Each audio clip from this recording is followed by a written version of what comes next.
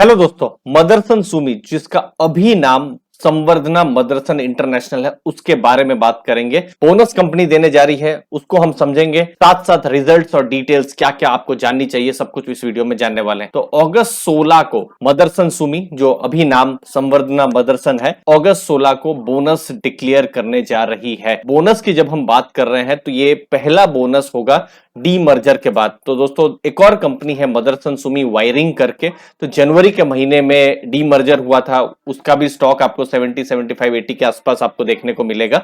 और ये जो वायरिंग हार्नेस और बाकी का जो इंटरनेशनल बिजनेस, बहुत हद तक ये जो कंपनी है मदरसन या जो संवर्धना मदरसन वो देखती है। तो बोनस की अगर हम हिस्ट्री देखें तो एक बहुत ही कॉन्सिस्टेंट एक बोनस की हिस्ट्री रही है। 2012, 13, 2015, 2017, 2018, मतलब पिछले अगर आप 10 साल में देखेंगे तो 5 बार बोनस आया है। और हर बार 1:2 के रेशियो में जो संवर्धना मदरसन, जो अभी नाम है, या मदरसन सुमी, उनका बोनस आया हुआ है। तो इंटरेस्टिंग रहेगा 16 अगस्त को ये देखना कि बोनस क्या रेशियो में आ रहा है, ज्यादा आ रहा है, कम आ रहा है। अब रिजल्ट्स आए हैं मदरसन सुमी, तो देखिए एबिटा अगर आप देखेंगे तो ये कम हुआ है। पिछली बार 1341 करोड़ का था और इस बार 1151 करोड़, और वो तो कम हुआ ही है, लेकिन मार्जिन भी आप देखिए 8.3% से 6.5%, तो ये भी गिरे हैं।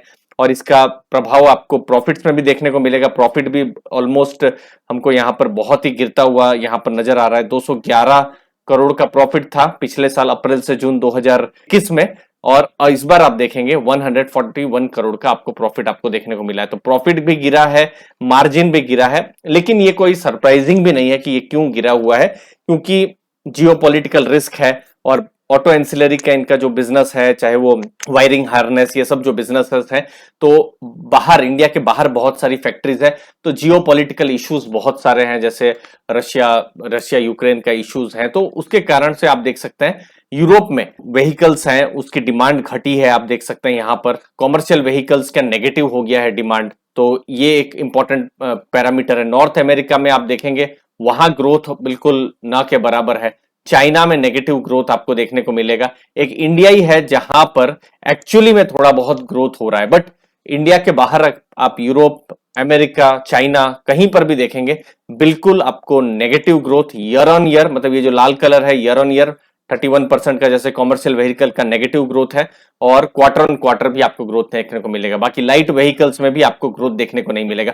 तो फर्क किसको पड़ेगा जब गाड़ियां बिक ही नहीं रही है, बड़े बड़े कॉमर्शियल व्हीकल बिक ही नहीं रहे हैं, तो जो भी उनके जो पार्ट्स बनाते हैं उन कंपनियों को, तो मदरसन सुमी को भी उसका एक नेगेटिव इंपैक्ट पड़ा है। और दूसरी चीज ये है, एक बहुत बड़ा इन्फ्लेशन का एक बहुत बड़ा वातावरण है। जहां यूएस में 1-2% का इन्फ्लेशन हम सुना करते थे 1-1.5 साल पहले, अब वहां 7-8% का इन्फ्लेशन हो गया है। सेम आपको यूरोप में भी देखने को मिलेगा। Energy prices all time high में है, तो ये कॉपर प्राइसेस, एल्यूमिनियम प्राइसेस, ये सब हाई में है। तो इन सब चीजों को एक तरीके से नेगेटिवली रिएक्ट हो रहा है स्टॉक भी और बिजनेस भी। लेकिन अब चीजें आप देख सकते हैं थोड़ी सुधर रही है। जैसे देखिए एल्यूमिनियम के प्राइसेस मार्च से जून में थोड़े कम हुए हैं। सेम कॉपर के प्राइसेस मार्च से जून कम हुए हैं। एनर्जी प्राइसेस थोड़े से अभी कांस्टेंट दिख रहे हैं। फ्रीट प्राइसेस बढ़े हैं, लेकिन अब चीजें थोड़ा ठीक हो रही है। और जो हमने देखा ना थोड़ी देर पहले कि किस हिसाब से गाड़ियां जो है उसमें ग्रोथ नहीं हो रहा है, लेकिन ग्लोबल लेवल पे अब जो गाड़ियां हैं अप्रैल, मई, जून, अब ये एक पॉजिटिव ट्रेंड देखने को मिल रहा है। चाहे वो यूरोप में हो, नॉर्थ अमेरिका में हो, चाइना में हो, इंडिया में थोड़ा सा यहाँ पर अभी कांस्टेंट है। तो चीजें बहुत हद तक खराब हुई है पिछले 6 महीनों में, 9 महीनों में। अभी भी चीजें आप देखेंगे अब थोड़ा से ग्रीन शूट्स जो कहते हैं ना, वो ग्रीन शूट्स अब देखने को मिले हैं। चीजें अब थोड़ी सामान्य हो रही है। जियोपॉलिटिकल जो डिसरप्शन है, कमोडिटी प्राइसेस जो हैं वो कम हो रहे हैं। तो ये सब चीजें मदरसन सुमी के लिए थोड़ा बहुत अभी आपको पॉजिटिव देखने को मिलेगी। तो हम दोस्तों लॉन्ग टर्म और फंडामेंटल पर ही बात करते हैं। और इनफैक्ट आपको भी अगर लर्निंग करनी है तो आप भी फिनग्रेड में जा सकते हैं। बहुत सारे मुझे भी क्वेश्चंस आते रहते हैं कोर्सेज को लेकर। तो आप यहाँ पर investing, trading, personal finance, fundamental, options, derivatives अगर आप सीखना चाहते हैं तो फिनग्रेड में भी आप एक्सप्लोर कर सकते हैं। और 3 दिन के लिए ये टोटली फ्री है ये प्लेटफॉर्म, तो आपके लिए टोटल विन विन सिचुएशन है, तो मैंने लिंक जो है डिस्क्रिप्शन बॉक्स में भी दे दी। मदरसन सुमी पर हम आगे बात करते हैं। रेवेन्यू ग्रोथ अगर आप देखेंगे इंडस्ट्री से ज्यादा ग्रोथ हुआ है, तो ये एक पॉजिटिव चीज है। भले ही रेवेन्यू बहुत ज्यादा नहीं बढ़ा है, लेकिन इंडस्ट्री से अच्छा ग्रोथ यहां पर आपको देखने को मिलेगा। सेम एबिटा जो है ये कम हुआ है, नो डाउट, आप देख सकते हैं, लेकिन एबिटा का जो मार्जिन्स हैं जो अभी कम हो रहे हैं, अब एक्सपेक्टेड है अगले 1-2 क्वार्टर्स में कि ये जो मार्जिन्स हैं एटलीस्ट बढ़ना शुरू हो जाए, और ये बहुत ही इंपॉर्टेंट रहेगा। अभी अगर आप देखेंगे मदरसन सुमी एक बहुत हद तक एक कॉन्ट्रा जैसा बाइंग होगा, एक बिल्कुल हाई रिस्क बाइंग होगा। क्यों? क्योंकि अभी भी वो सब चैलेंजेस तो है ही जो हमको दिख रहे हैं, जो चाहे वो रॉ मटेरियल प्राइसेस के हो या फिर कार का जो ग्रोथ है उसका नहीं बढ़ने का, लेकिन ये चीजें अब एक्सपेक्टेड है कि अब चीजें धीरे धीरे सामान्य होगी, अनटिल एंड अनलेस फिर कुछ नया शुरू ना हो जाए। जैसे अभी चाइना ताइवान भी हम आजकल सुन रहे हैं, अगर वो चीजें आगे ना बढ़े, बहुत हद तक चीजें सामान्य रहे, अभी Q2 क्या Q3 Q4 से जो प्रेशर्स है मार्जिन में वो ठीक होना एक्सपेक्टेड किया जा सकता है। अब दूसरी चीज है मदरसन सुमी का एक और थोड़ा सा न्यूट्रल चीज है कि उनका जो नेट डेट जो है पिछले कुछ महीनों में आप देखेंगे बढ़ा है। देखिए 1.2% का नेट डेट था, मतलब डेट इक्विटी जो रेशियो जो है वो 1.2 टाइम्स था, जो अभी 2.1 टाइम्स हो गया है। अब अनसर्टेन इन्वायरमेंट है तो वर्किंग कैपिटल भी उनका बढ़ रहा है। बाकी केपेक्स अभी वो कम कर रहे हैं, तो ये एक इंपॉर्टेंट चीज है। केपेक्स बाय एबिटा रेशियो अभी कम हो रहा है, मतलब वो समझ लीजिए आप 31 रुपया का खर्चा कर रहे हैं तो 100 रुपया वो कमा रहे हैं, तो ये एक पॉजिटिव चीज है। मतलब अभी बहुत ज्यादा नया खर्चा नहीं कर रहे हैं, लेकिन डेट बहुत ज्यादा है।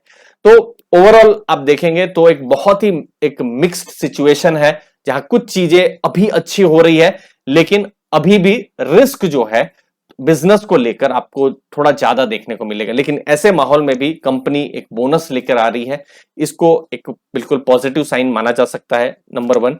लेकिन अगर आप हाई रिस्क इन्वेस्टर है तो ही आप अपना फर्दर स्टडी करें, क्योंकि जो भी ग्लोबल, क्योंकि बहुत सारी जो सिचुएशन है आपके हमारे हाथ में नहीं है, ग्लोबल लेवल पे बहुत सारा अभी भी आपको कंसर्न देखने को मिल सकता है, जो हमको अभी भी देखने को मिल रहा है। तो ग्लोबल सिचुएशन अगर ठीक होती रहे, कमोडिटी के प्राइसेस नीचे जाते रहे, फिर वो जो कमर्शियल व्हीकल्स में जहां हमने देखा पूरा नेगेटिव ग्रोथ हो रहा है, वो सब सिचुएशन थोड़ी ठीक होने शुरू हो, तो फिर एक एक एक आप कॉन्फिडेंस के साथ वहां पर आप इन्वेस्टिंग कर सकते हैं। तो आप प्रोस कॉन्स दोनों को देखिए और उसके बाद बिल्कुल डिसीजन लीजिए। मुझे उम्मीद है इस वीडियो से आपको आइडिया आया होगा, आपको वैल्यू मिली होगी। आपके कीमती समय के लिए बहुत बहुत धन्यवाद। थैंक यू दोस्तों, धन्यवाद।